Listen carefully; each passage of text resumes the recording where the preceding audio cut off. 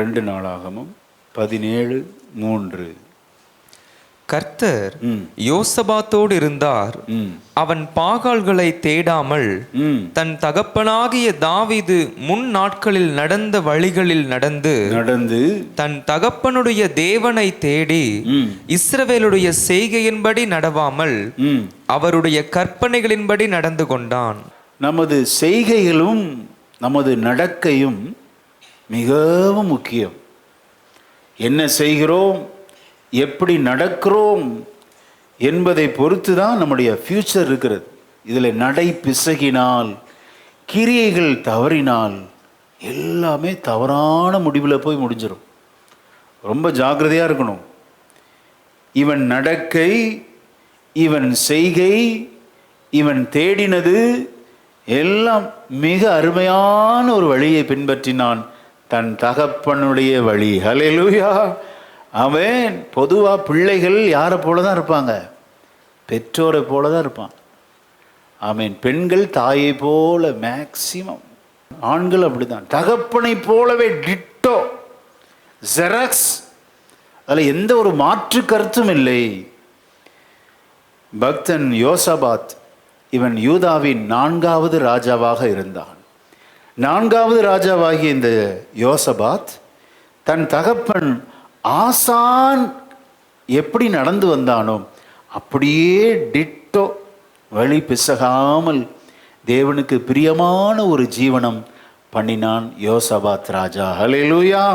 ஆக ஒரு வீட்டில் தகப்பன் தாயினுடைய நடக்கை ரொம்ப முக்கியம்.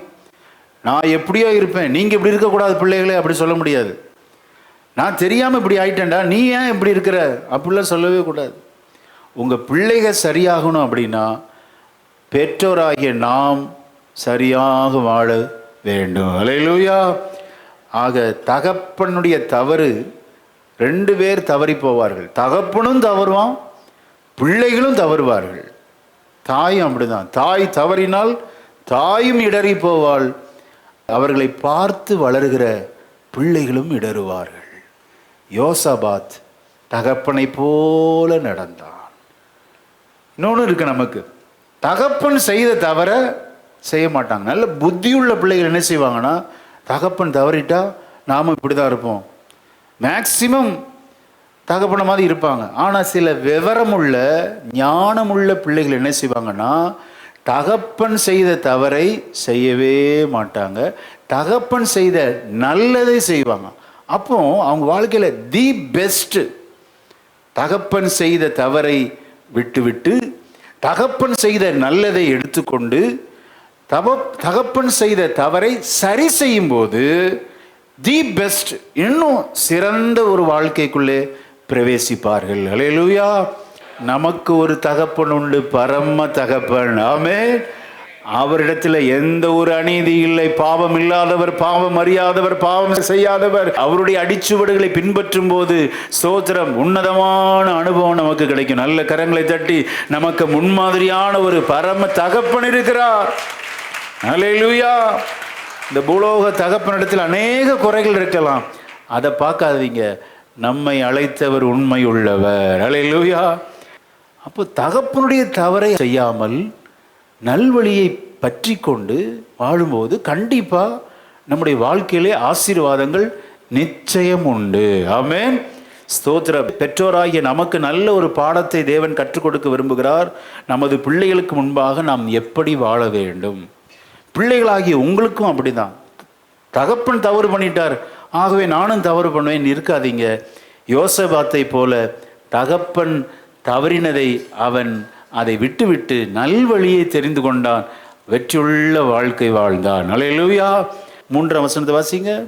கர்த்தர் யோசபாத்தோடு இருந்தார். அவன் பாகால்களை தேடாமல் தன் தகப்பனாகிய தாவீது முன் நாட்களில் நடந்த வழிகளில் நடந்து தன் தகப்பனுடைய தேவனை தேடி இஸ்ரவேலுடைய செய்கையின்படி நடவாமல் அவருடைய கற்பனைகளின்படி நடந்து கொண்டான். தகப்பனுடைய தேவனை தேடி. அப்போ தகப்பனை எப்படி தேடினாருன்னு பார்க்கணும். இப்போ அப்பாவும் மகனும், இதுதான் கம்பாரிசன் இன்னைக்கு தேவ செய்தி. தகப்பனும் மகனும். தகப்பன் எப்படி தேடினான், அப்படின்னா அதுக்கு முந்தின அதிகாரத்தில் இவனுடைய தகப்பன் ஆசா ராஜா. 14ஆம் அதிகாரம் 3ஆம் வசனத்தை வாசிக்கலாம்.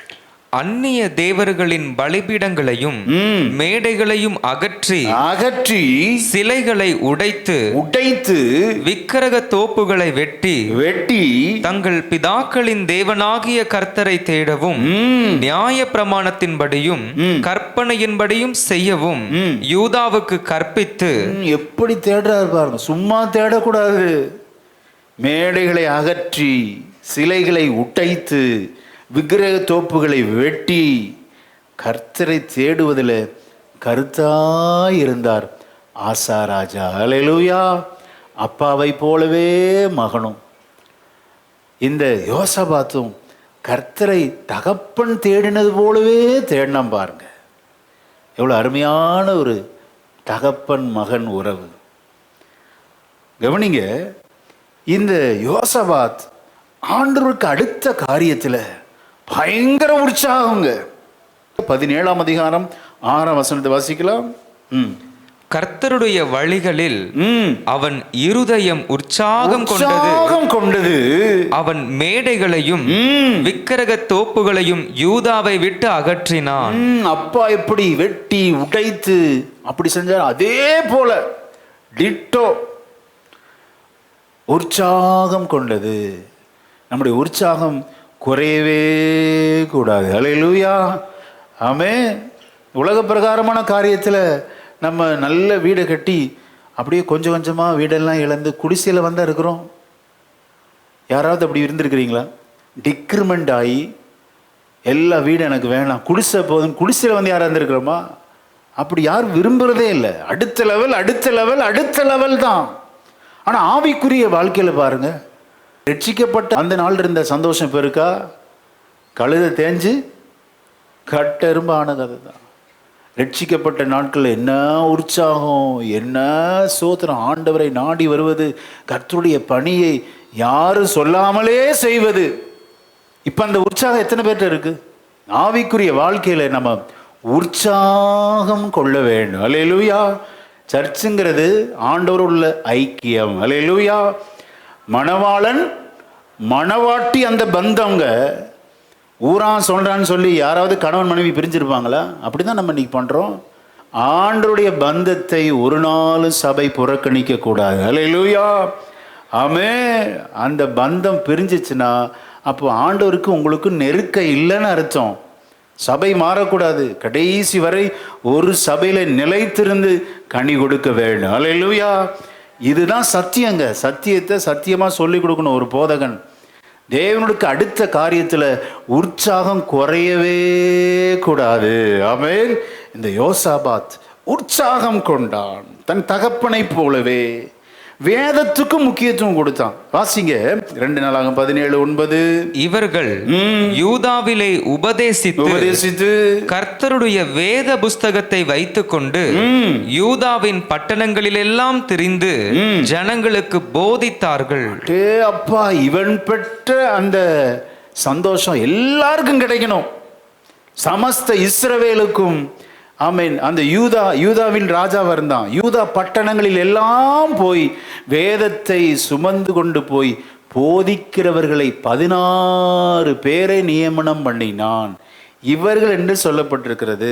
முந்தின 2 வசனத்தில் பார்த்தீங்கன்னா 5 பிரபுக்கள், 9 லேவியர்கள், 2 ஆசாரியர்கள், கிட்டத்தட்ட 16 பேரை யூதா பட்டணத்தில் நியமித்து, என் ஜனங்களுக்கு நான் ஆளுகை செய்கிற இந்த எல்லா பட்டணங்களிலும் என்னுடைய பெயர் அல்ல, இந்த ஆண்டவருடைய வேதத்தின் பிரமாணங்கள் போதிக்கப்பட வேண்டும். அல்லேலூயா.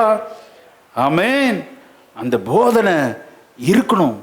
அப்பா நாட்கள்ல அது கொஞ்சம் கம்மியா இருந்துச்சு. அப்பா நாட்கள்ல திடீர்னு தீர்க்கதரிசி வந்து சொல்றாரு. என்ன சொல்றாரு? தீர்க்க தரிசனம் சொல்றாரு. 15ஆம் அதிகாரம் 3ஆம் வசனத்தை பாருங்க. அதான் சொன்னேன், அப்பா நாட்களில் இருந்த குறைகளை இவன் நிறைவாக்கினான். 3 வசனத்தை வாசிக்கலாம். இஸ்ரவேலிலே அநேக நாளாய் மெய்யான தேவனும் இல்லை, உபதேசிக்கிற ஆசாரியனும் இல்லை, வேதமும் இல்லை. எதுவும் இல்லாம இருந்துச்சு. பார்க்கிறான், ஐயோ நம்ம நாட்கள் இப்படி இருந்துடக்கூடாதுன்னு சொல்லி ஆசாரிகளை நியமிக்கிறான், லேவியர்களை நியமிக்கிறான், 5 பிரபுக்களை நியமித்து கிட்டத்தட்ட 16 பேரை நியமித்து சோத்திரம் சமஸ்த அந்த யூதா பட்டணங்களெல்லாம் போய் இந்த வேத புஸ்தகத்தை வைத்து கொண்டு போதித்து திரிந்து ஜனங்களுக்கு போதித்தார்கள். அல்லேலூயா. ஆண்டவருக்கு பிடித்ததை செய்கிறான், ஆண்டவருக்கு பிடிக்காததை அகற்றி விடுகிறான். ஆண்டவருக்கு பிடிக்காதது அருவருப்புன்னு பார்த்தீங்கன்னா ஸ்தோத்திரம் விக்கிரக ஆராதனை. அதை அகற்றி விட்டு ஆண்டவருக்கு பிடித்த வேதத்தை உபதேசிப்பதிலும் போதிப்பதிலும் தீவிரமாக இருக்கான் பாருங்க. உபதேசம் போதனை எங்கே இருக்கிறதோ அங்கே ஜனங்கள் உணர்வடைவார்கள். அல்லேலூயா. இந்த வேர்டுங்கிறது சாதாரணமானது கிடையாது, அற்பமாக நினைச்சிடக்கூடாது. நம்ம ஒரு சரீரத்தை மட்டும்தான் பார்க்குறோம். நம்ம சரீரத்துக்குள்ள என்ன இருக்கிறது? ஆவியும் ஆத்துமாவும் 2 கலந்து இருக்கிறது. இந்த 2 கலந்து இருக்கிற ஆவி ஆத்துமாவை 2 பிரிப்பது எதுதான்? Word of God. கணுக்களையும் அந்த ஊனையும் 2 பிரிக்கும், ஆவியையும் ஆத்துமையும் 2 பிரிக்குங்க. இருதயத்தின் யோசனைகள் எல்லாம் அலசி ஆராய்ஞ்சிருங்க. சில சொல்லுவாங்க, என்கிட்ட பேசின மாதிரியே இருக்கு. எப்படி பேசுறது? மனிதனுடைய வார்த்தை இல்லை, கர்த்தருடைய வார்த்தை. அல்லேலூயா. இது இருதயத்தின் யோசனைகளை எல்லாம் வகையறுத்து ஸ்தோத்திரம் இருதயத்தின் ஆழத்தில் உள்ள புகுந்து வேலை செய்யுங்க. அப்படிப்பட்ட உன்னதமான இந்த வார்த்தை தேவன் நமது கையில் கொடுத்திருக்கிறாரு. 1400 அந்த பகுதியில் ஒரு இளவரசி 400 கோடிக்கு வாங்கியிருக்கிறாங்களாம் இந்த வேத புஸ்தகத்தை. 400 கோடிக்கு வாங்கி அதை பத்திரப்படுத்தி ஒரு பெட்டகத்தில் வைத்திருந்தாங்க. இப்போ நீங்களும் நானும் இதை எவ்வளோ அற்பமாக நினைக்கிறோம், எவ்வளோ இதை கனம் பண்ணணுங்க. இந்த வேத புஸ்தகம் தான் உலகத்திலே அதிகமாக பிரசுரிக்கப்படுகிறது. நம்ம கையில் இருக்கிற பரிசுத்த வேதாம கர்த்தருக்கு மகிமை செலுத்துவோமா? இந்த உபதேசமே நம்மை நிலைத்து நிற்க செய்கிறது. ஹல்லேலூயா. வேதத்தை எங்க முக்கியத்துவம் படுத்துறாங்களோ அங்க ஒரு பெரிய பாதுகாப்பு. ஆமென். அடுத்த வசனத்தை வாசிங்க. இவங்க உபதேசம் பண்ணி சுற்றி திரிந்து போதித்தார்கள். விளைவு 10ஆம் வசனத்தை வாசிக்கலாம். யூதாவை சுற்றி இருக்கிற தேசங்களுடைய ராஜ்யங்களின் மேலெல்லாம் கர்த்தரால் உண்டான பயங்கரம் வந்ததினால் யோசபாத்தோடு யுத்தம் பண்ணாதிருந்தார்கள். அல்லேலூயா. வேதம் எங்கே உயர்த்தப்படுகிறதோ அங்கே அமெரிக்கையான வாழ்க்கை. அல்லேலூயா. வேதத்தின்படி கை கொண்டு நடக்கும்போது இன்னும் எவ்வளோ சமாதானங்க, வீட்டில் எவ்வளோ சந்தோஷம். ஒருத்தருக்கு ஒருத்தர் விட்டு கொடுப்பது, வாய் தகராறு வராது, அடிதடி சண்டை வராது. என்னுடைய சமாதானத்தையே உங்களுக்கு உலகம் தருகிற பிரகாரமாக அல்ல. வீடு ஒரு குட்டி பரலோகமாக இருக்குங்க. கணவன் என்ன செய்யணும் சொல்லி கொடுத்துருக்கிறார். கணவன் மனைவிக்கு செய்ய வேண்டிய எல்லா கடமையும் செய்யணும். அல்லேலூயா. மனைவியானவளும் கணவனுக்கு செய்ய வேண்டிய எல்லா கடமையும் செய்யணுங்க. எவ்வளோ படிச்சிருக்கலாம், பெரிய வேலையில் இருக்கலாம், அந்தஸ்தில் இருக்கலாம், கணவனுக்கு செய்ய வேண்டிய கடமை, பிள்ளைகளுக்கு செய்ய வேண்டிய கடமை எல்லாம் ஆண்டவர் அடுக்கடுக்காக எழுதி வச்சிருக்கிறாரு. ஆக எங்கே வேதம் உயர்ந்திருக்கிறதோ, எந்த குடும்பத்தில் எந்த திருச்சபையில் வேதத்தின் மகத்துவங்கள் போதிக்கப்படுகிறதோ உபதேசிக்கப்படுகிறதோ அந்த சபை குடும்பம் பாக்கியவான்கள். அல்லேலூயா. அங்கே பயங்கரம் வராது, யுத்தமெல்லாம் அடங்கி போகும். விசுவாசிக்கிறீங்களா? இன்றைக்கு ஒருவேளை சண்டையோடு வீட்டில் ஒரே பிரச்சனை பாஸ்டர், போராட்டத்தின் மேலே போராட்டம், வியாகுலத்தின் மேல் வியாகுலன் வந்திருக்கிற உனக்கு எல்லா சண்டையை அடங்கி இந்த வேதம் ஒரு பெரிய சமாதானத்தை தரும். விசுவாசித்தா நல்ல கரங்களை தட்டி கர்த்தருக்கு மகிமை செலுத்தலாம். அல்லேலூயா. ஆமென். வேலை ஸ்தலங்களில் உன்னை யாரும் எதிர்க்க மாட்டார்கள், எல்லா பிரச்சனைகளும் அடங்கும். அல்லேலூயா. வேதம் அதை செய்யுங்க. வேதத்தை நம்ம மேன்மைப்படுத்தணும், வேதத்தை நம்ம கனம் பண்ணணும், அதை சுமந்து வரணும். சர்ச்சுக்கு வர்றப்ப இதை எடுத்துகிட்டு வரணும். இது நம்ம கையில் கிடைக்கிறதுக்கு எத்தனை பேர் இரத்த சாட்சியாக மறிச்சிருக்கிறாங்க தெரியுங்களா? தங்களுடைய இரத்தத்தையே ஊற்றி கொடுத்து இந்த வேதம் அடுத்த ஜென்ரேஷனுக்கு போய் சேரணும், மொழிபெயர்க்கப்படணும், டிரான்ஸ்லேட் ஆகணும்னு சொல்லி தங்கள் உயிரே தியாகம் பண்ணியிருக்கிறாங்க. இப்போ வேதத்தை எவ்வளோ நம்ம மகிமைப்படுத்த வேண்டும். அல்லேலூயா. அது அந்நிய காரியமாக நினைக்கக்கூடாது. ஆண்டு ஒரு இடத்துல சொல்றார், என் வேதத்தின் மகத்துவங்களை அவருக்கு எழுதி கொடுத்தேன். அவர்கள் அதை அந்நிய காரியமாக நினைக்கிறாங்க. வேதம் ஒரு குட்டி லைப்ரரிங்க. இதில் இல்லாத டாபிக் எதுவுமே கிடையாது, இல்லாத தலைப்பு என்பது எதுவுமே இல்லை. இதை வச்சு தான் அரசியல் சாசனங்கள் எல்லாம் உருவாக்கப்பட்டது. அரசியலமைப்பு சட்டங்கள் எல்லாம் வேதத்திலிருந்து பொறுக்கி எடுக்கப்பட்டிருக்கிறது.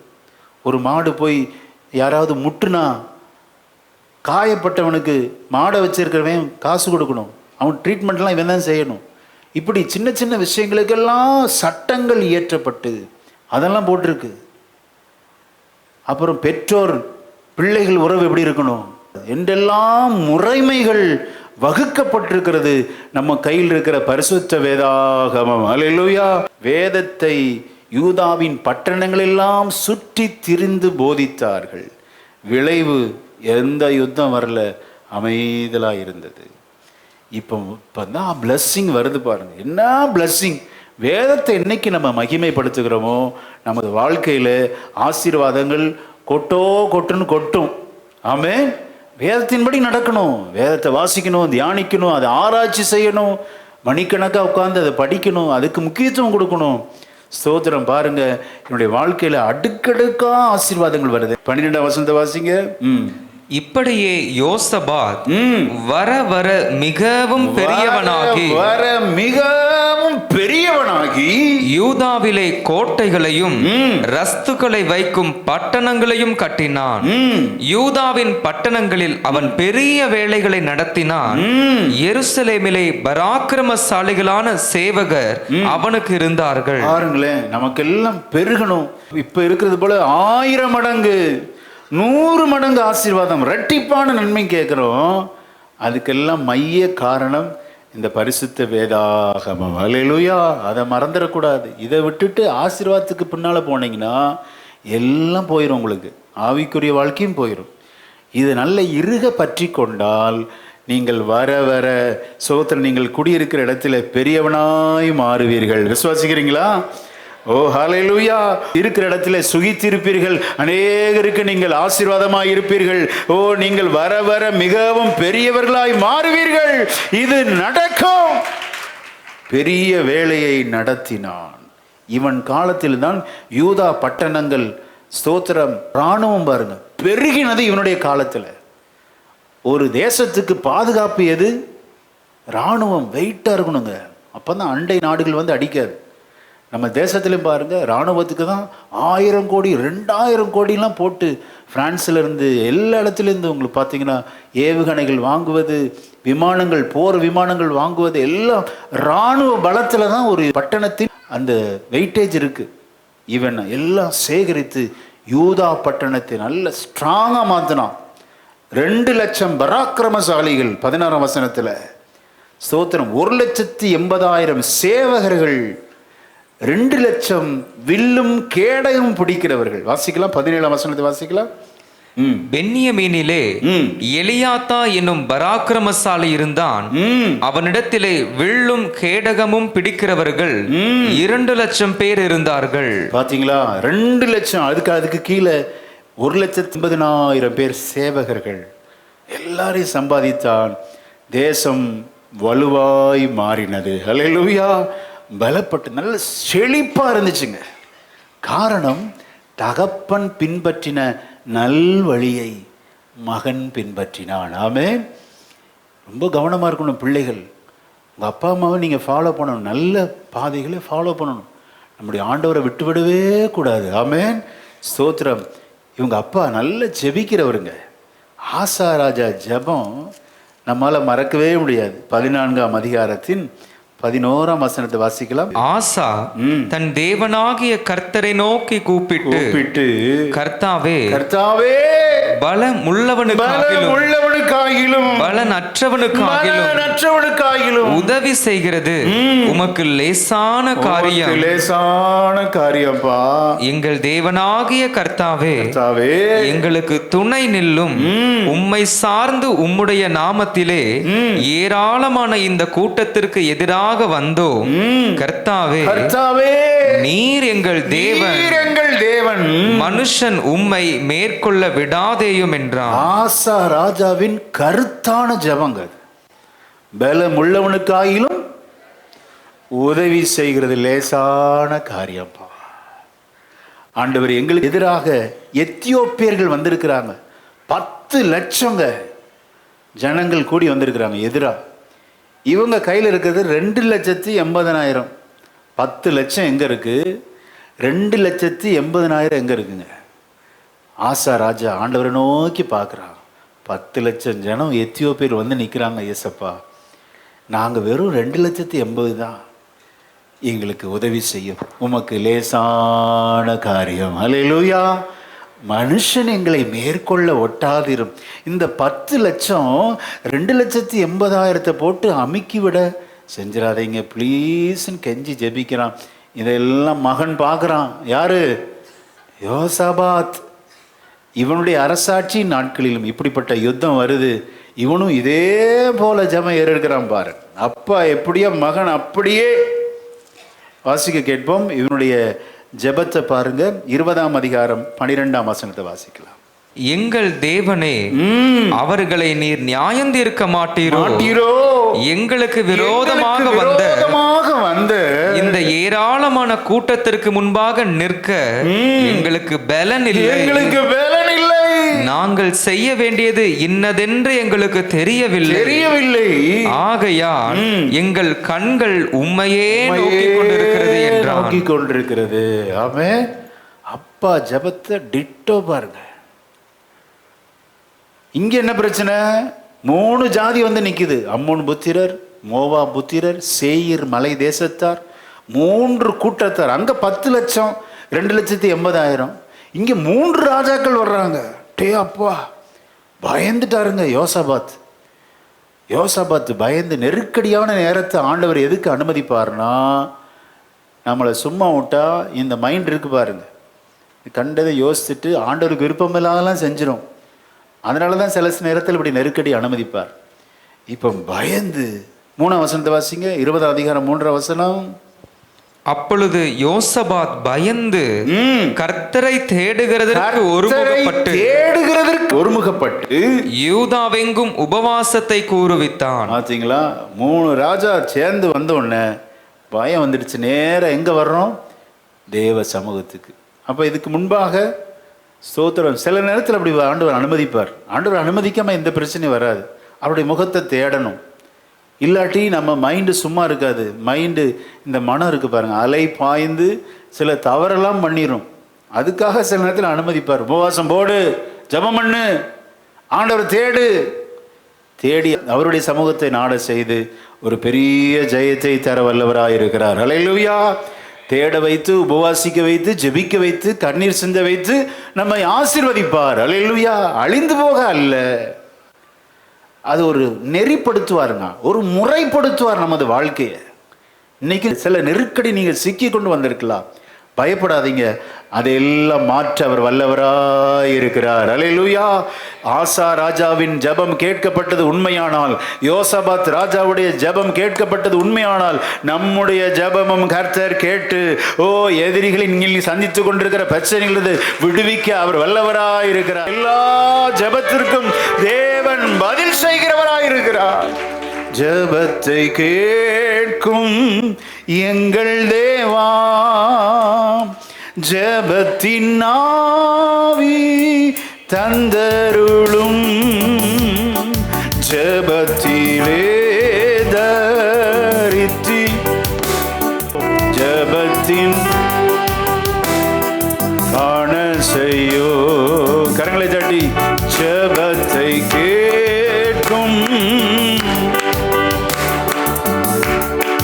ஜெபத்தின் வாஞ்சை,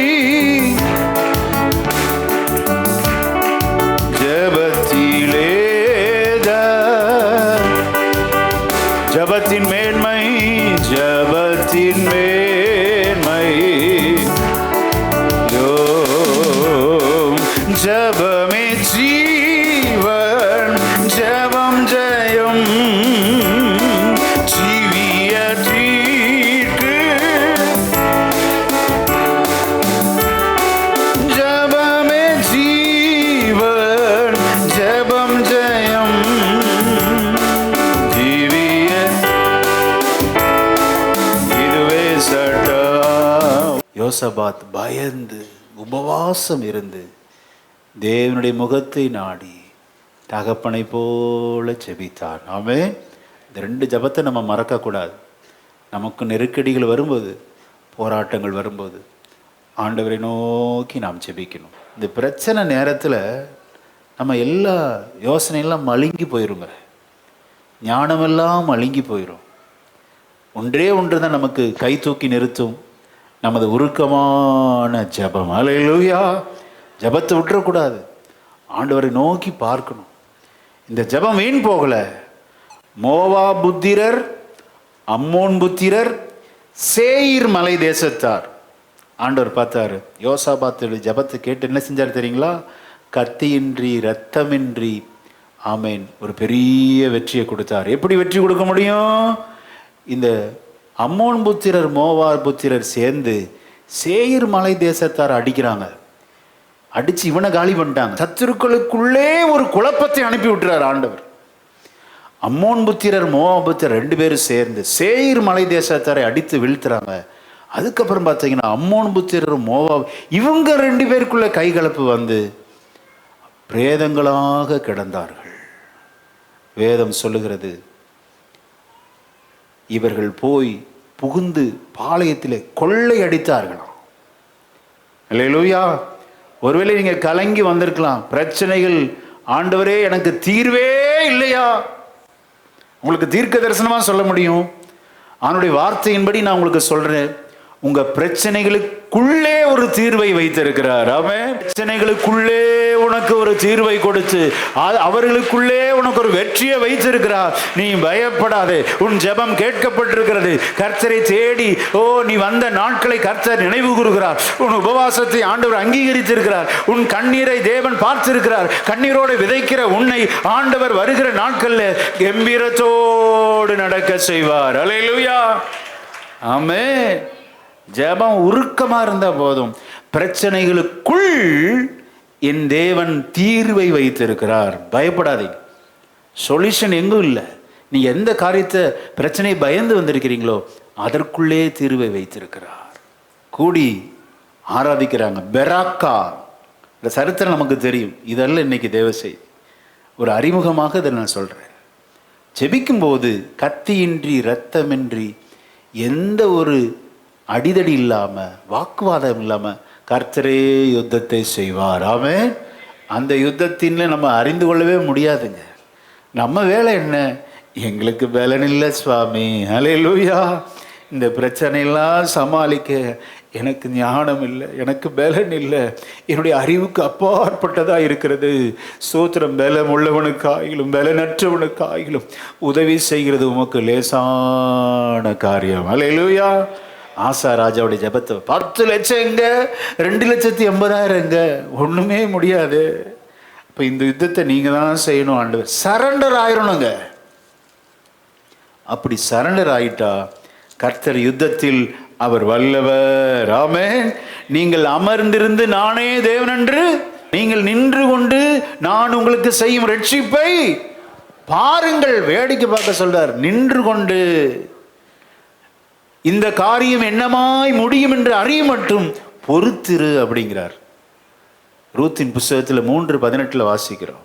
நகோமி ரூத்திட்ட சொல்றா, எல்லாம் சொல்லிட்டு போவாஸ்ட சொல்லிட்டார்ல, விட்டுரு, போவாஸ் பார்த்துக்குவாரு.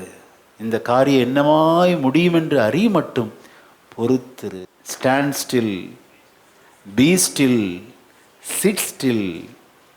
அமர்ந்திரு அப்படிங்கிற. பி ஸ்டில், நின்று கொண்டு ரட்சிப்பை பாருங்கள். Stand still. ஆமென். அடுத்து சிட் ஸ்டில், பொறுமையாயிரு. ரூத்திட்ட நகோமி சொன்ன வார்த்தை. அமைதலாயிரு, மீதி நான் பார்த்துக்குவேன், கர்த்தருடைய பருவத்தில் பார்த்து கொள்ளப்படும். யெகோவா ஈரே. அல்லேலூயா.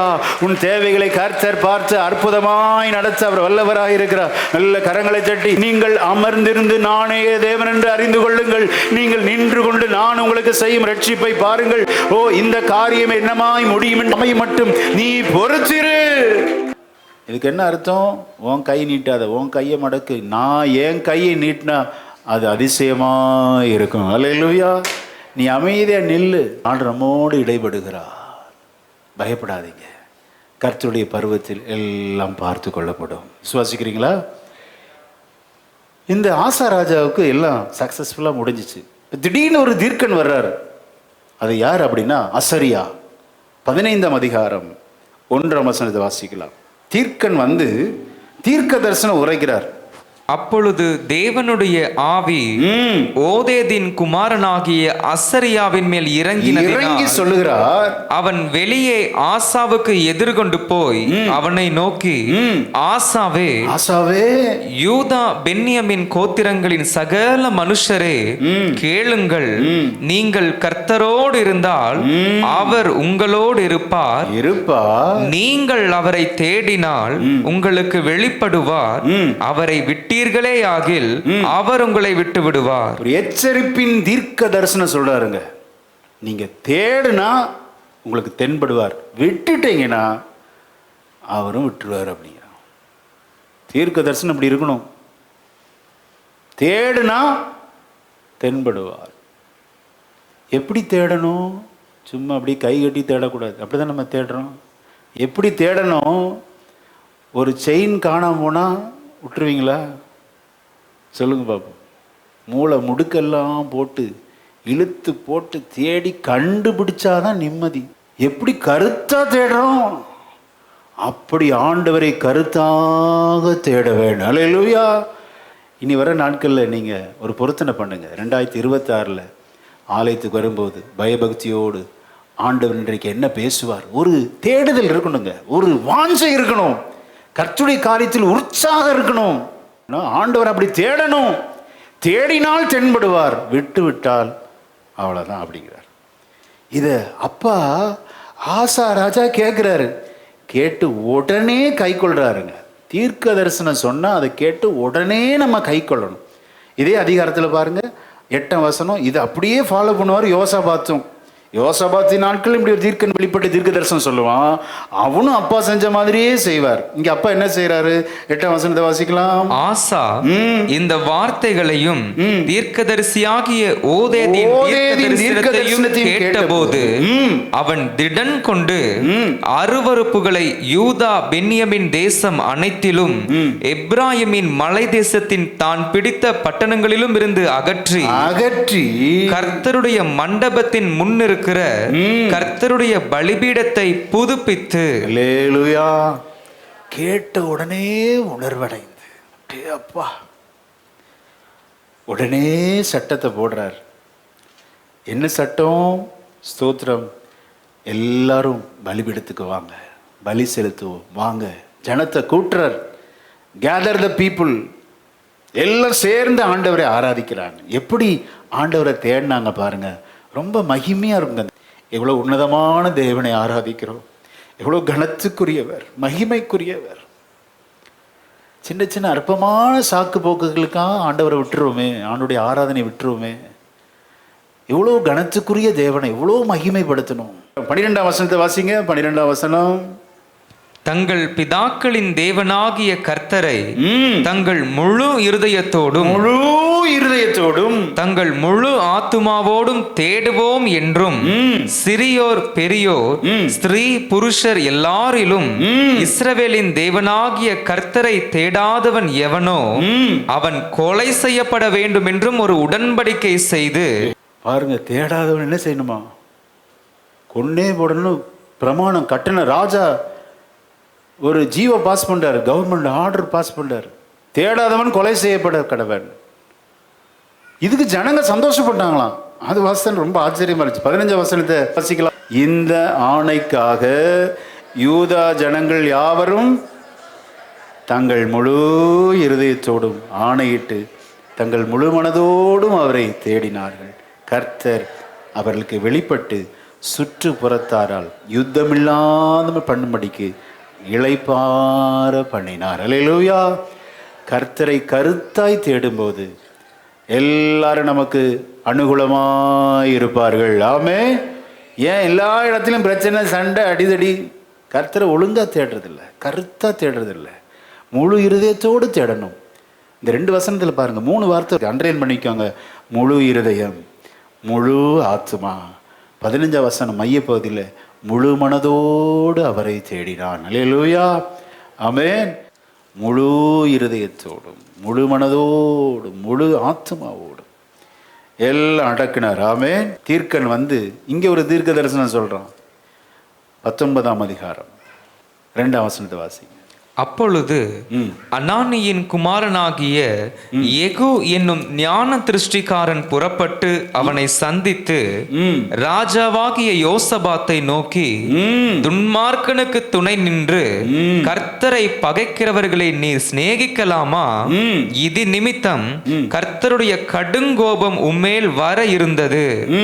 ஆகிலும் நீர் விக்கிரக தோப்புகளை தேசத்தை விட்டு அகற்றி தேவனை தேட உம்முடைய இருதயத்தை நேராக்கின விஷயத்தில் நன்மையான காரியங்கள் உம்மிடத்திலே காணப்பட்டது உண்டு என்றான். இங்க வந்து ஒரு எச்சரிப்பு கொடுக்கிறாருங்க தீர்க்கன்.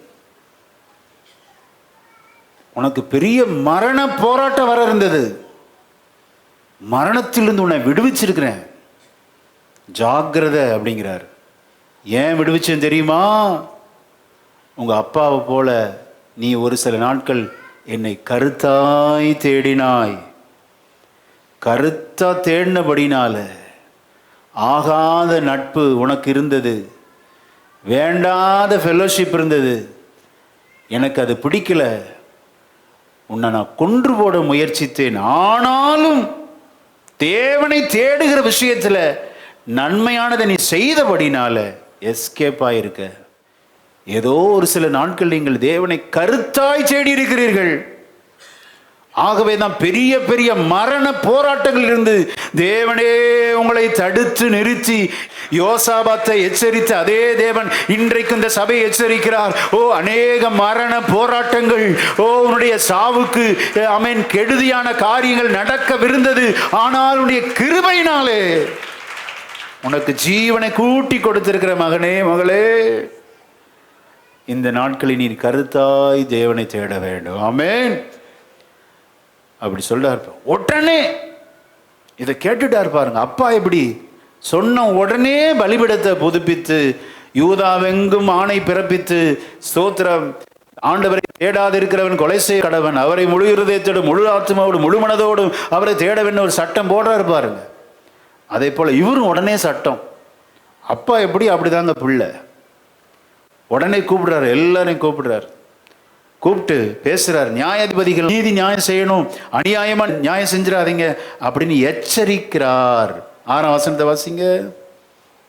அந்த நியாயாதிபதிகளை நோக்கி, நீங்கள் செய்கிற காரியத்தை குறித்து எச்சரிக்கையாயிருங்கள். நீங்கள் மனுஷனுடைய கட்டளையினால் அல்ல, கர்த்தருடைய கட்டளையினால் நியாயம் விசாரிக்கிறீர்கள். நியாயம் விசாரிக்கிற விஷயத்திலே அவர் உங்களுடனே இருக்கிறார். 7ஆம் வசனத்தை வாசிக்கலாம். யோசபாத் ராஜா ஜனங்களிடத்தில் சொன்ன, நியாயாதிபதிகளிடத்தில் சொன்ன, உணர்ந்து சொன்ன வார்த்தை வாசிக்கலாம். ஆதலால் கர்த்தருக்கு பயப்படுகிற பயம் உங்களில் இருக்க கடவது. எச்சரிக்கையாயிருந்து காரியத்தை நடத்துங்கள். உங்கள் தேவனாகிய கர்த்தரிடத்திலே அநியாயமும் முகதாட்சணியமும் இல்லை, பரிதானமும் அவரிடத்திலே செல்லாது என்றான். அல்லேலூயா. ஆண்டவரை நீங்க காசு கொடுத்து லஞ்சம் கொடுத்து உங்க வசத்துக்கு கொண்டு வரலாம்னு நினைச்சிடாதீங்க. இப்பதான் எச்சரிச்சிருக்கிறார் யெகூ என்ற தீர்க்கன் மூலம். அவர் எல்லாவற்றையும் ஆராய்ந்து அறிகிறவர். அல்லேலூயா. அப்படி ஜனங்களை உடனே கூப்பிட்டு உணர்வு அடைய பண்ணி கர்த்தருக்கு பயப்படுகிற பயத்தோடு நாம் வாழ்வோம் என்று எச்சரிப்பை கொடுக்கிறார். அல்லேலூயா. ஆமென். அருமையான வாக்கு தத்துவம். நம்ம இதை அடிக்கடி பிரயோகம் பண்ணுகிறோம். எந்த சூழலில் சொல்லப்பட்டது? 11ஆம் வசனத்தை வாசிக்கலாம். இந்த யெகூ தீர்க்கன் சொன்ன போதுதான் ஜனங்கள் எல்லாரையும் கூட்டி சொன்ன இந்த வார்த்தை. 11ஆம் வசனத்தை வாசிக்கலாம். இதோ ஆசாரியனாகிய அமரியா கர்த்தருக்கடுத்த எல்லா நியாயத்திலும், இஸ்மவேல் குமாரனாகிய சபதியா என்னும் யூதா வம்சத்தின் தலைவன் ராஜாவுக்கு அடுத்த எல்லா நியாயத்திலும் உங்களுக்கு மேலான நியாயாதிபதிகள் லேவியரும் உங்கள் கைக்குள் உத்தியோகஸ்தராயிருக்கிறார்கள். நீங்கள் திட மனதாயிருந்து காரியங்களை நடத்துங்கள். ஓத்தமனுக்கு கர்த்தர் துணை. அல்லேலூயா. எதை உணர்ந்து சொல்றாரு? நான் கூடாத நட்பு இருந்துச்சு, ஆண்டவர் என்னை கொல்ல பார்த்தார், ஆனால் தேவனை தேடின நாட்களை நினைவு கூர்ந்து என்னை எக்ஸ்டெண்ட் பண்ணார். ஆகவே உத்தமமாக தொடர்ந்து நடங்க, நீங்கள் நீடூழி வாழ்வீர்கள். அல்லேலூயா. உத்தமனுக்கு துணை அப்படிங்கிறார். உணர்ந்து சொல்றார். ஏகு தீர்க்கன் வந்து சொல்றான், தேவையில்லாத ஃபெல்லோஷிப் உனக்கு இருக்கு. இன்று ஆண்டு வாலிப தம்பி, வாலிப தங்கச்சி, நீங்கள் நினைக்கிறீங்க நான் பேசுகிற பேச்சு யாருக்கும் தெரியாதுன்னு சொல்லி. ஆவியானவர் இன்றைக்கு பேசுகிறார். ஆண்டவருக்கு பிடிக்காதவருடைய உனக்கு நட்பு இருக்கிறது. அந்த நட்பை இன்றைக்கு முறித்து போடுவாய் என்றால் உனக்கு நீடிய ஆயுள் உண்டு. அல்லேலூயா. இல்லாவிட்டால் அதனுடைய முடிவு விபரீதமாக இருக்கும். இன்னைக்கு தீர்மானம் பண்ணணும். தள்ளி போடாத. உங்கள் அப்பா அம்மாவுக்கு தெரியாமல் இருக்கலாம், பாஸ்டருக்கு விசுவாசிக்கு தெரியாமல் இருக்கலாம், உறவினருக்கு தெரியாமல். கர்த்தர் எச்சரிக்கிறார். இன்றைக்கே தேவையில்லாத ஆகாத சம்பாஷணைகள் நல்லொழுக்கங்களை கெடுக்கும். உன்னை நீ கெடுத்து கொள்ளாதே மகளே, மகனே. எச்சரிக்கிறாருங்க. இங்க வந்து யோசபாத்தை பற்றி இவ்வளோ நேரம் பாசிட்டிவாக பார்த்தோம். அவனிடத்தில் குறைகள் நிறையா இருந்துச்சு. ஆரம்பம் ரொம்ப சூப்பராக இருந்துச்சுங்க, ஆனால் முடிவு ரொம்ப பரிதாபமாக போயிடுச்சு. இந்த முடிவு நம்ம யாருக்கும் வரக்கூடாது. அல்லேலூயா. வேதம் சத்தியம், சத்தியம்தான். ஆமென். நல்லதை மட்டும் சொல்லிட்டு சிலதை நம்ம விட்டுருவோம். வேதம் நல்லதையும் சொல்லுது, அவன் செய்த குறைகளையும் நமக்காக பதிவு செய்து வைத்திருக்கு. எதற்காக? இப்படி வாழ்ந்துடாத வாலிப தம்பி, வாலிப தங்கச்சி, டீனேஜ் பிள்ளைகளா, இப்படி நடந்துடாத. நடந்த வாழ்க்கை பரிதாபத்தில் போய் முடிஞ்சிடும். ஜாக்கிரதையா இருக்கணும். கூடாத நட்பு. மீண்டும் மீண்டும் தவறு செஞ்சாங்க. இவன் நல்ல வாழ்ந்தானா, ஆண்டவர் இவனை நல்ல பிளஸ் பண்ணிட்டார். அடிக்கடி சொல்லுவேன், எவ்வளோ பிளஸ்ஸிங் பெற்றுக்கொண்டாலும் அடிக்கடி அந்த வசனத்தை நான் சொல்லியிருக்கிறேன், எனக்கு நேரம் இல்லைன்னு ஒருத்தரும் சொல்லிடக்கூடாது. அல்லேலூயா. I am so busy. நான் ஐடி கம்பெனி ஆக்கும், எனக்கு பெரிய ப்ராஜெக்ட் ஆக்கும் அப்படின்னு விட்டு விலகினேன்னு வச்சுக்கோங்க, முடிவு பரிதாபங்க. முடிவு பரிதாபம். இவனை ஆண்டவர் நல்ல பிளஸ் பண்ணி தள்ளிட்டாருங்க. இப்ப பாருங்க, தேவையில்லாத சவகாசம் வைத்துக் கொள்றான். வாசிக்க கேட்போம். 18ஆம் அதிகாரம் 1ஆம் வசனத்தை வாசிக்கலாம். யோசபாத்துக்கு மிகுந்த ஐஸ்வர்யம் கனமும் உண்டாயிருந்தது. அவன் ஆகாபோடே சம்பந்தம் கலந்து. என்னவா? ஆகாப் ஒரு பொல்லாத ராஜா. நமக்கு தெரியும், அடிக்கடி சொல்லியிருக்கிறேன். இஸ்ரவேலை 2ஆக பிரிப்பார்கள். எப்படி பிரிப்பாங்க? வடக்கு ராஜ்யம், தெற்கு ராஜ்யம். வடக்கு ராஜ்யம் 10 கோத்திரம், தெற்கு ராஜ்யம் 2 கோத்திரம். வடக்கு ராஜ்யம் மேக்சிமம் பொல்லாதவர்களாக இருப்பாங்க. அதில் ஒரு ராஜா தான் ஆகாப் ராஜா. அந்த ராஜாட்ட போய் சம்பந்தம் கலக்கிறான். எப்படி? என் மகனை உன் மகளுக்கு நான் கல்யாணம் பண்ணி கொடுக்குறேன். இந்த ஆகாப் ராஜா கல்யாணம் பண்ணிக்கிறது பூசாரியோடைய மக ஏசபேல். சரித்திரம் இப்படி தான் சொல்லுது. பூசாரியின் மகளை திருமணம் செய்திருக்கிறான் ஆகாப் ராஜா. அப்போ இவன் காசு, பணம், அதிகாரம் ஃபுல்லாக பார்த்தீங்கன்னா கோயிலுக்கு தான் ஆண்டவர் விட்டாச்சு. ஆண்டவருக்கு பொல்லாத கோபம் வருது. ஏசபேலி நிமித்தம் ஆகாபை ஆண்டவர் தண்டிக்க ஆரம்பிக்கிறார். ஆண்டவருக்கு பிடிக்காதவருடைய ஐக்கியம். ஏன்னா ஐஸ்வர்யம் வந்துருச்சு இல்லை, காசு பணம் வந்தோடனே கண்ணை எல்லாம் மறைச்சிருச்சு. ஆவிக்குரியதெல்லாம் தூக்கி தனியாக வைங்க, நம்ம எதிர்காலத்தை பார்க்கலாம். இன்னும் மகிமை வரணும், இன்னும் கனம், எல்லாரும் புகழணும், பெரிய பெரிய கான்டாக்ட். ஜாக்கிரதை. ஆண்டவர் சொல்றார், இன்னைக்கு எவ்வளோ ஐஸ்வர்யம் வந்தாலும், எவ்வளோ கனம் மகிமை வந்தாலும் தேவ சமூகத்தில் நாம் அடங்கி இருக்க வேண்டும். அல்லேலூயா. தேவனுக்கு பிடிக்காத நபரிடம் ஐக்கியம், ஒரே உறவாட்டம், சம்பந்தம் கலந்து. இவன் மகன் யோசாபாத்துடைய மகன் யோராம், ஆகாபுடைய மகள் அத்தலியா. அவனுக்கு போய் கல்யாணம் பண்ணி அகசியான்னு ஒருத்தன் பிறக்கிறான். கவனிங்க, ஆண்டவருக்கு ரொம்ப கோபம் வந்துருச்சு. இப்போ என்ன செய்கிறார் அப்படின்னா, இவனை எச்சரிக்கிறார்.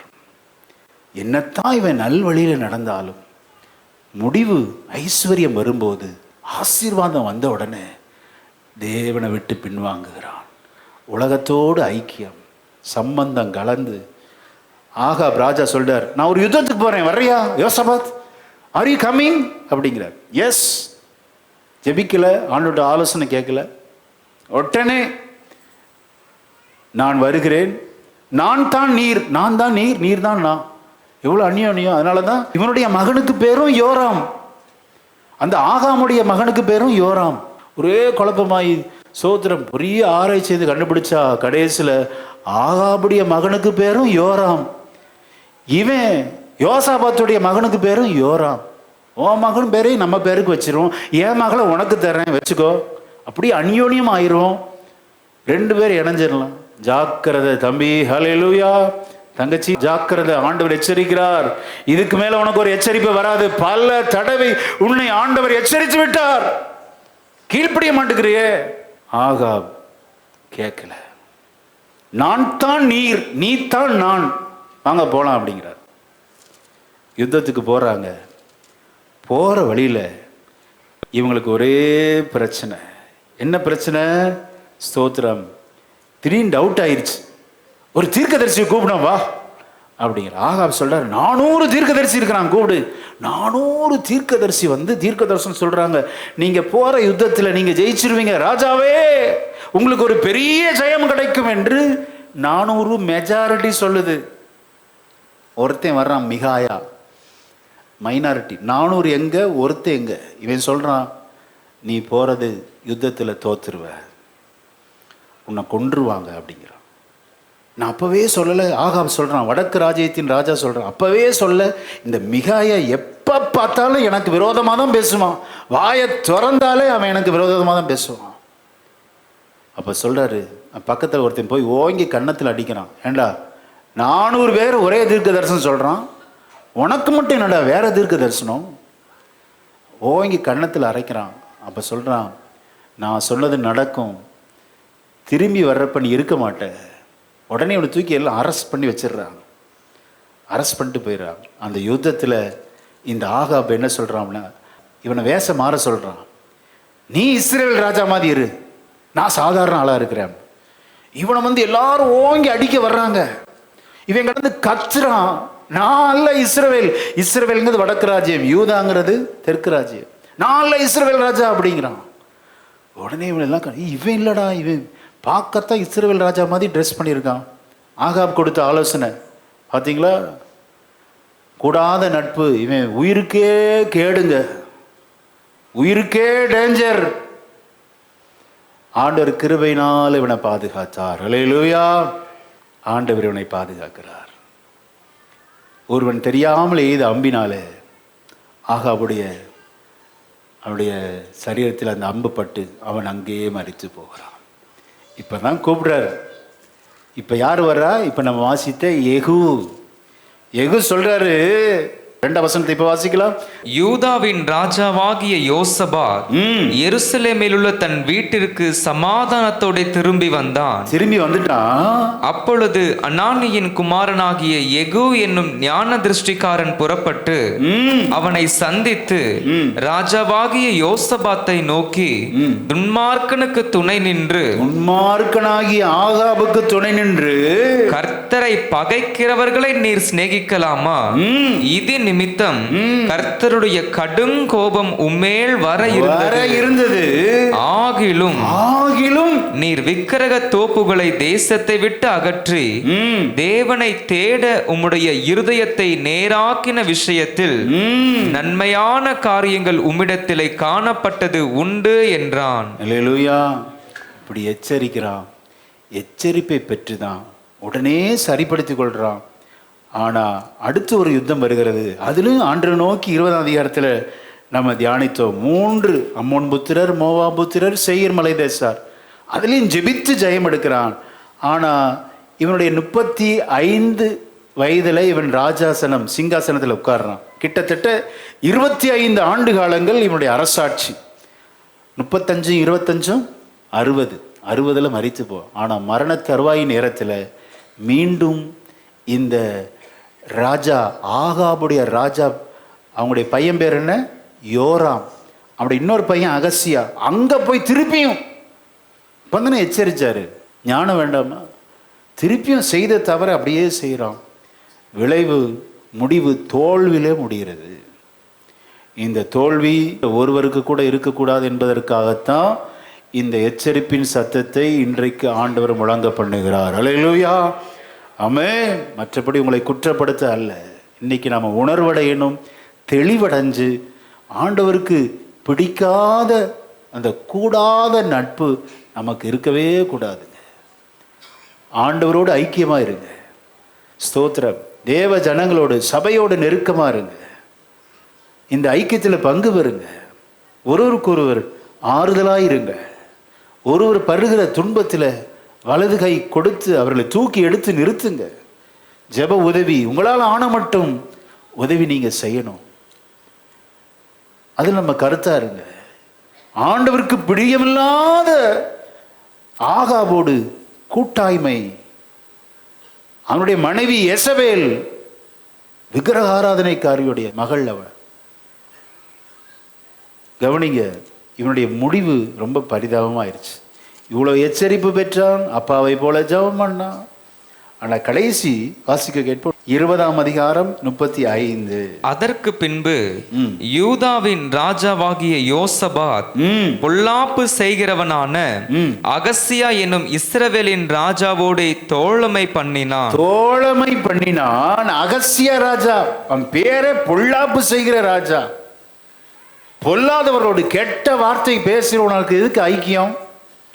ஆண்டவர் நீ கேட்கிற ஆவியானவர் ஒரு சிலரை பார்த்து கேட்கிறார், உனக்கு நல்ல தெரியும் இந்த நபர் சோத்திரம் பொல்லாதவர்கள் என்று தெரிந்தும் ஐக்கியமாய் அந்யோன்யமாய் இருக்கிறாயே, அந்த கூடாத நட்பு நிமித்தம் வரப்போகிற பெரிய ஆபத்தில் உன்னை தப்பு வைப்பதற்காக இன்றைக்கு கர்த்தர் உங்களை எச்சரிக்கிறார். அல்லேலூயா. இவன் பாருங்க, அகசியா ராஜாவோடு, ஆகாப் ராஜாவுடைய மகன் அகசியா, அவர்களோடு கை கோர்த்து கூட்டு பிஸ்னஸ் பார்ட்னர்ஷிப் போடுறான் பாருங்க. ஆண்டவர் பார்க்குறாரு, இப்படியா நீ கப்பல் பண்ணுற? கப்பலே உடைக்கிறாருங்க ஆண்டவர். தேவையில்லாதவரோடு சேர்ந்து பார்ட்னர்ஷிப் பிஸ்னஸா? ரட்சிக்கப்படாத நபர்களோடு அநியாயம், அக்கிரமம், பொய் பேசி சம்பாதிக்கிறான். அவனோடு கூடாத நட்பு இருக்கவே கூடாது. அல்லேலூயா. இவன் அகசியாவோடு தோழமை பண்ணினான். விளைவு வாசிக்கலாம், ரெண்டு சேர்ந்து பேரும் பிசினஸ் பண்றாங்க. 36ஆம் வசனத்தை வாசிக்கலாம். தர்ஷீசுக்கு போகும்படிக்கு கப்பல்களை செய்ய அவனோட கூடிக்கொண்டான். அப்படியே எசியோன் கேபேரிலே கப்பல்களை செஞ்சாங்க. மரேசா ஊரானாகிய தொதாதாவின் குமாரனாகிய எலியேசர் யோசபாத்துக்கு விரோதமாக தீர்க்கதரிசி வந்து சொல்றான், நீர் அகசியாவோட கூடிக்கொண்டபடியினால் கர்த்தர் உம்முடைய கிரியைகளை முறித்து போட்டார் என்றும் அந்த கப்பல்கள் உடைந்து போயிற்று. அவர்கள் தர்ஷீசுக்கு போக கூடாமற் போயிற்று. எல்லாம் நஷ்டங்க. வியாபாரத்துல தொடர்ந்து நஷ்டமா? தேவையில்லாத கூட்டு இருக்கு, அதெல்லாம் விட்டுறணும். தேவையில்லாத நபர்களோட ஐக்கியம் விட்டுவிடு. இன்றைக்கு முறித்து போட்டால் உங்கள் வாழ்வு சிறக்கும். அல்லேலூயா. உத்தமனுக்கு கர்த்தர் துணை. ஆமென். எத்தனை பேர் மனம் வருந்தி, ஆண்டவரே இந்த உமக்கு பிடிக்காத அந்த ஃபெல்லோஷிப் நான் விட்டுறேன்ப்பா, இன்னைக்கு ஒப்பு கொடுங்க, உங்களுக்கு ஆசீர்வாதம். உங்களுக்கு தெரியும், உங்களுக்கு யாரும் தீர்க்கதரிசி வந்து சொல்லணும் அவசியம் இல்லை. நீங்கள் யாரோட பழகக்கூடாது என்று உங்களுக்கு நல்லா தெரியும். அந்த கூட்டை இன்றைக்கு முறித்து போட்டால் உங்கள் பிஸ்னஸ் செழிக்கும், உங்கள் பிள்ளைகளோட எதிர்காலம் வாழும். ஹல்லேலூயா. நாட்கள்லாம் சுத்திகரிப்பு நாட்கள். நம்ம செஞ்ச தவறெல்லாம் நினைச்சு நம்மை நாம் சுத்திகரித்து கொண்டால், ஆமென். யோசுவா சொல்றாரு, உங்களை இன்றைக்கு பரிசுத்தமாக்குங்கள், நாளைக்கு கர்த்தர் உங்கள் நடுவிலே அற்புதங்களை செய்வார். அல்லேலூயா.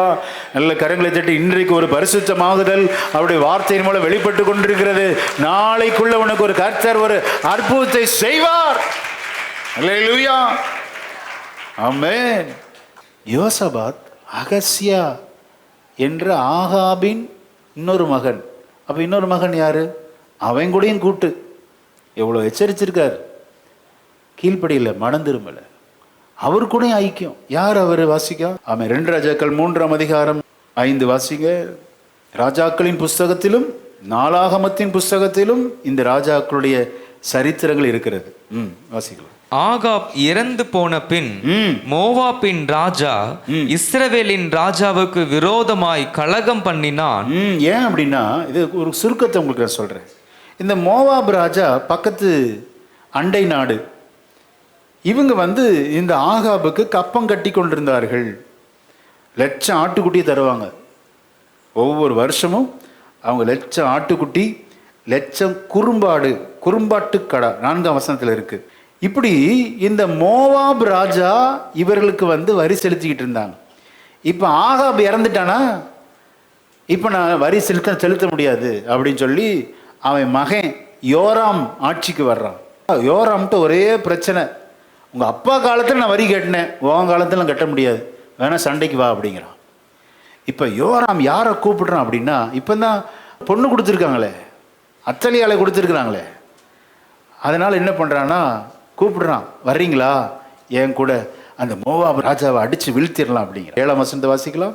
மோவாபின் ராஜா எனக்கு விரோதமாய் கலகம் பண்ணினான், மோவாபியர் மேல் யுத்தம் பண்ண என்னோட கூட வருகிறீரா என்று யூதாவின் ராஜாவாகிய யோசபாத்தை கேட்டு அனுப்பினதற்கு அவன், நான் வருகிறேன், நான் தான் நீர், என்னுடைய ஜனங்கள் உம்முடைய ஜனங்கள், என்னுடைய குதிரைகள் உம்முடைய குதிரைகள் என்றான். அப்பாட்ட பேசின மாதிரியே மகன்டையும் டயலாக், அப்பாட்ட இதே டயலாக் பேசியிருக்கான் ஆகாப் ராஜாட்ட. சேம் டைலாக் மகன்டையும் பேசி ஒரே கூட்டு ஐக்கியம். இப்போ 2 பேரும் சேர்ந்து போகிறாங்க. ஜெபிக்கல, ஆண்டவர்கிட்ட ஆலோசனை கேட்கல, எதுவுமே கேட்கல. அவர் கேட்ட உடனே எஸ். இப்போ ஆண்டவர் பார்க்குறாரு, போறியா நீ? சுத்த விட்டுருவாருங்க ஆண்டவர். சில நேரத்தில் 7 நாள் சுற்றி திரிந்தார்கள். மிருக ஜீவன்களுக்கெல்லாம் தண்ணீர் கிடைக்கல. ஐயோ, இப்போ ரொம்ப புலம்புறாங்க. 7 நாள் ஆண்டவர் இப்படி நம்ம சுத்த விட்டாரு, தண்ணி கிடைக்கல, தண்ணி கிடைக்காம செத்து போயிடுவான்னு சொல்லி இப்போ யோசபாத் சொல்கிறான், ஒரு தீர்க்கதரிசிட்ட போகலாமா? இப்போ தான் எல்லாருக்கும் தீர்க்கதரிசி வேணும், தீர்க்கதரிசிட்ட போய் விசாரிப்போம் அப்படிங்கிறான்.